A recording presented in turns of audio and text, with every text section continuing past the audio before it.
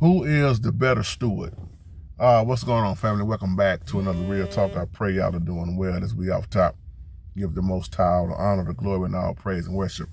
This is a video response back to you, Sister Shayla.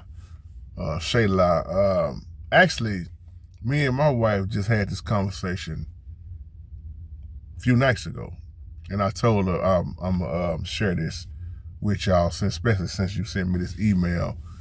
And like I told my wife, I said, who do you think? And I love her answer because Dee said, it depends on the person.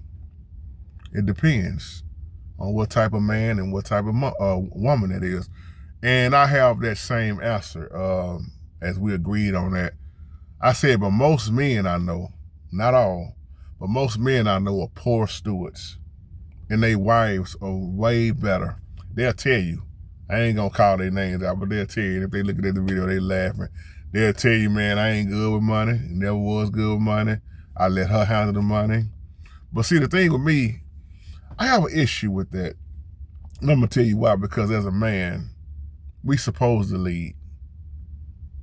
Now, I'm not dogging the men out like that because, hey, that's what make their marriage work or whatever. But I'm coming from a biblical standpoint as a man, as a leader. As a leader, we supposed to have this stewardship down pat.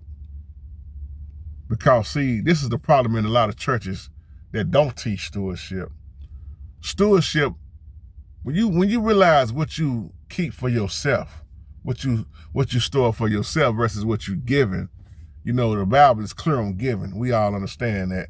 But most people that I know, they know how to give, but they don't know how to keep for themselves. They don't know how to store for themselves. And that becomes a big problem in the marriage, especially. So when I look at most of the women I know, they are better stewards than the men they are married to.